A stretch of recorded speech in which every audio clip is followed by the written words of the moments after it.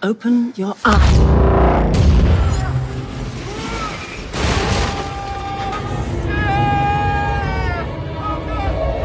Hello my dear friends, in this 4-part series we will be exploring the movie of Doctor Strange through a spiritual lens. We'll be talking about different things such as the astral plane, the astral body, near-death experiences, entheogens, etc, etc. And also on this series, and the next one on Iron Fist, we have the privilege to be working with a very special guest, with Cléa Morin, who you can find on Instagram and on her website, where she sells t-shirts and her own designs. And we hope you really enjoy these videos, and if you can, please support us on our newly created Patreon page so we can continue to create this type of videos for you guys. Thank you so much. Since I saw it for the first time in the trailer, it was really cool. It's one of my first and the coolest scenes of the movie for me, when he gets out of his body and then we see Doctor Strange floating on his astral plane, like here, one of my favorite little figures. Doctor Strange meditating in the astral, and because he studies in the astral. So that's a thing that is talked a lot in yoga, and there's actually a name for it. It's called Nidra Yoga, which is the yoga of conscious sleep, in which they teach us how to be conscious in our dreams, to be able to do things there, to the yoga, to meditate, to further our spiritual progress while we are sleeping. So you know how there's a lot of people who say like, oh, I love yoga and I love meditating, but I don't have time for it. It's like, well, we all sleep, so we can all do yoga in our sleeps, which of course requires discipline and requires having a good sleep hygiene, but it's absolutely possible. And I want to talk about Robert Monroe, which I've talked about him a little bit in other videos, and also in some of my videos that are in Spanish, where Robert Monroe is this guy from the States whom he was a normal guy, had a job, had a wife, and when he was in his 30s, he started to have out-of-body experiences constantly, and he thought he was going crazy. But then he consulted with different friends of his, that many of them were either psychiatrists, psychologists, or doctors, and they were like, no, we know you, Robert, and we know you're not crazy. So with one of them, they devised this way to prove that he wasn't crazy, or to see if he was crazy. So then Robert told him, one of his friends, like, why don't I just get out of my body tonight, and then I go visit you to your library in your house, and just leave a book there, and I will tell you what's the book next morning. So it's like, great. So and the night comes, he gets out of his body in his astral form, goes to his friend's house, and then the next morning calls him like, hey, was it this book? It's like, yeah, that was a book. And then they keep doing it repeatedly until they realize that, yeah, he's getting it right all the time. So he starts to thinking that he's actually not crazy.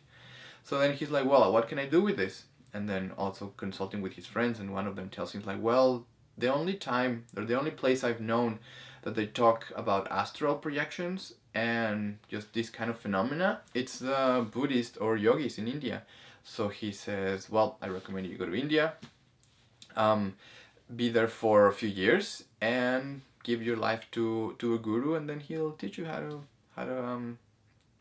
to control this and how to improve with your abilities. Like, oh, but I can't just leave my wife, I can't leave my job.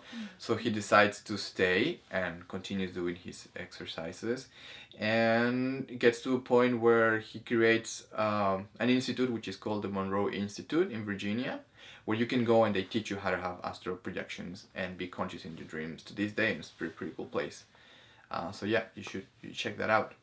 And also the reasons why I'm bringing this up is I thought that we're gonna go deeper into this realm in the movie, but then looking at some of the interviews, they wanted to also introduce the dream, more about dream and dream dimension and things like that, but they thought it was too out there for the first movie. So hopefully we'll see it in the next movie.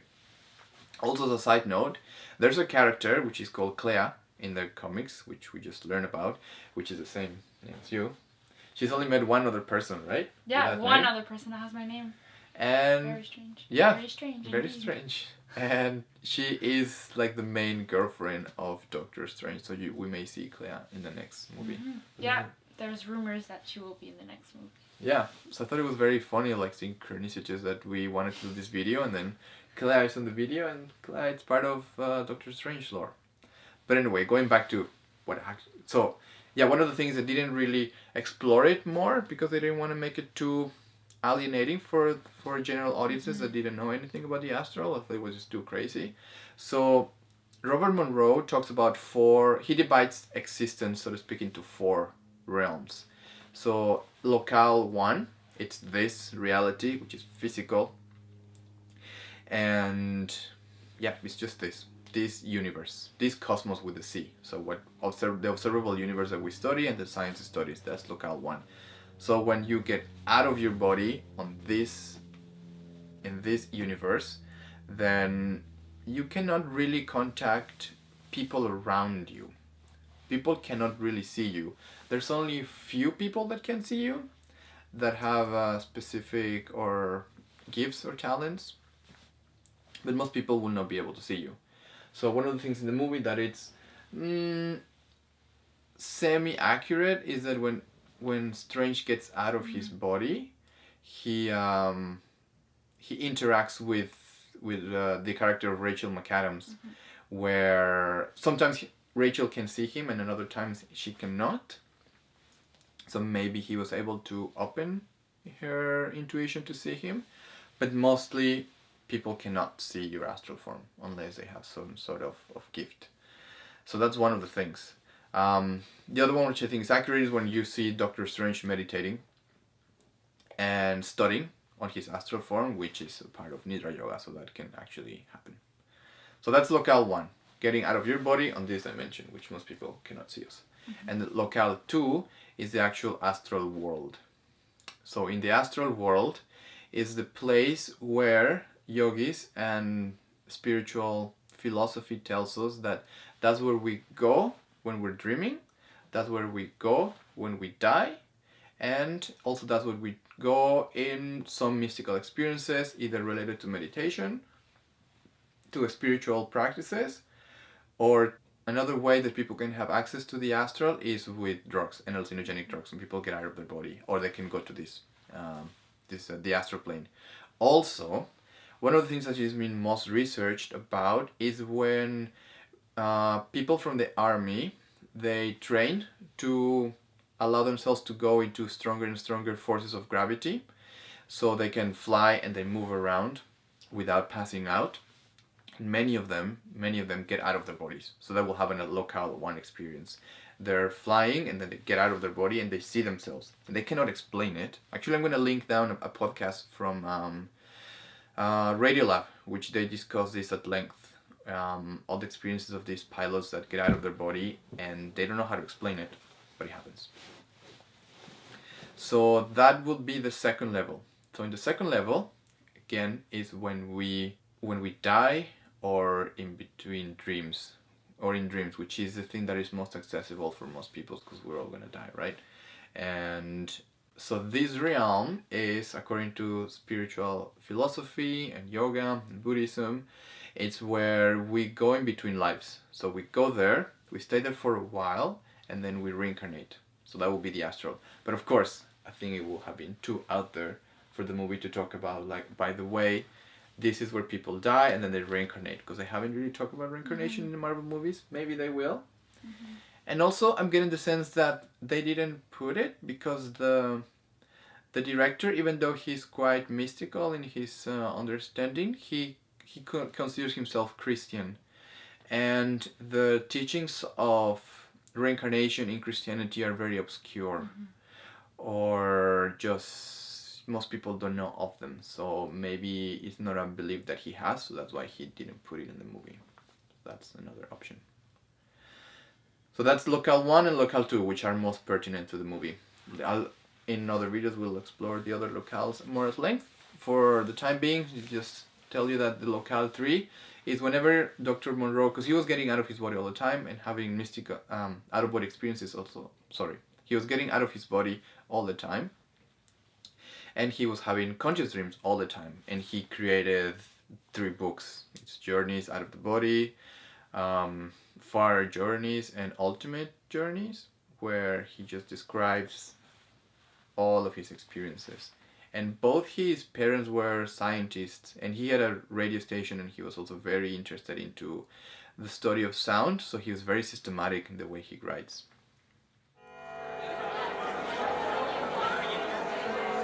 So Locale 3, and the Locale 3 is very similar to this Earth, but not quite. So I don't know if do you see the movie Wild Wild West with Will Smith? Like No. 10 years ago? No. It was really bad. Really? It was really bad. Yeah, most people hated it. But it was this alternate reality where they're in the Wild Wild West, but they have access to all this technology that we have. So kind of like, instead of having cars running on oil, there's cars running on steam, things like that. So Robert Monroe didn't quite understand it either, but he would go into this dimension, so to speak, which was also physical, like this one, but he will inhabit another person's body. So that was the strangest of those experiences for him and for his readers, including me. So that was like an alternate kind of dimension. So that's a bit out there, the Locale 3. And Locale 4 is just whenever he had a mystical experience of union, of being one with everything. He would call it Locale 4, which was in the Astral, but it can also happen like this reality, of course, where he will just feel at one with everything, and just the mystical experience of non-duality. So that would be Robert Monroe. Worlds without end. Some benevolent and life-giving. Okay, so that's Robert Monroe and the Astral. What else do we have to talk about? Well, yeah, for me, the ancient one really intrigues me, how she's... Because you don't really know what she is, right? At the beginning, she's all pure and light, and then you discover she's actually drawing power from the darker realms. So that really intrigued me. Okay. Yeah. What did you think about her? What did I think about the ancient one? Well, there was a bit of controversy about her casting because she is white. And even they didn't want her to be this archetypical old ancient Asian guy, even though that was that's how he's depicted in the books. So they decided to go for a white woman. So they were thinking that it was whitewashing, but the director says like, no, it's not whitewashing. It's just that we wanted it to be just a different type of character, so it would be less obvious that it was just an old Asian guy. I don't know.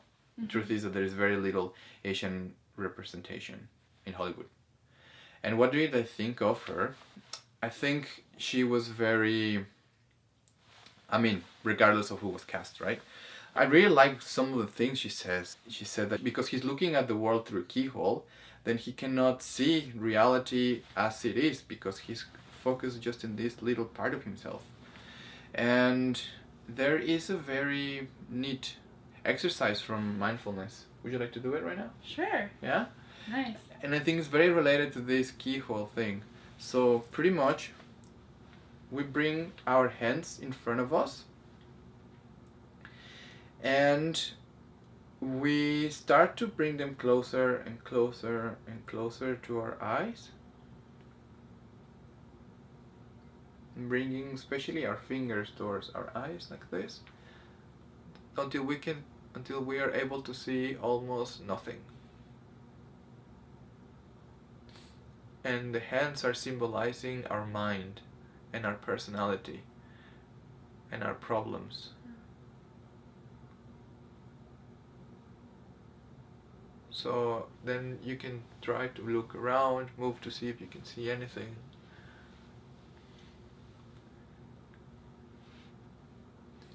And imagine yourself living like this, going through the world like this, being able to see but just a little bit, just as if you were looking at life through a keyhole. And then slowly start to bring your hands away from your face. And keep looking, keep the attention on your hands.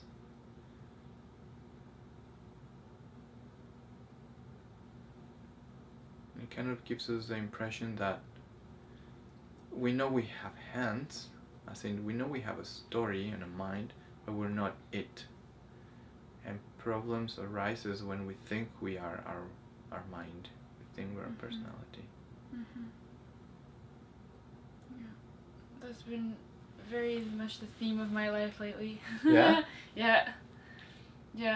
And also, there's a quote that this guy named Infinite Waters, he has a YouTube channel and he calls it, says living upstairs. Okay. You know? Because you don't want to control, you think that if you control everything from upstairs, then your life is just gonna all settle down. You know? But it's an illusion, because if you're constant, then you become just so caught up in managing everything upstairs that you're not there. Yeah. You know? Yeah. Yeah.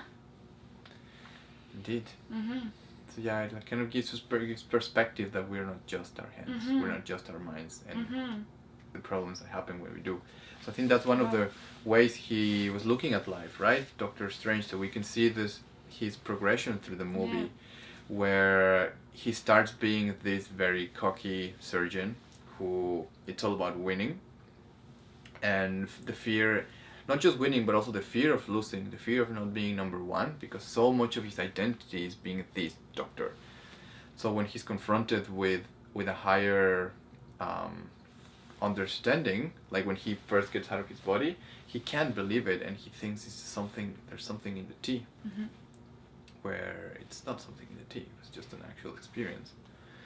And he was just, we can say that his philosophy was materialism, where he thinks that anything that is real is anything that has to do with this reality, and it's quantifiable and we can see. Anything beyond that, it doesn't exist. Yeah. Then you have to learn the hard way, right? Very hard way, being propelled in all sorts of universes. This isn't real, this isn't real, this isn't real, this is...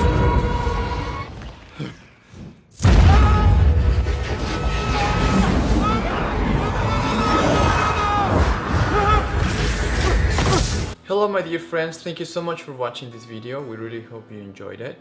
If you have any questions or comments, please let us know in the comment section below, and make sure to like this video, share it if you think anyone can benefit from it, and subscribe to our channel if you haven't, so we can keep you updated on more awesome videos on yoga, mindfulness, spirituality, psychology, etc. Thank you so much.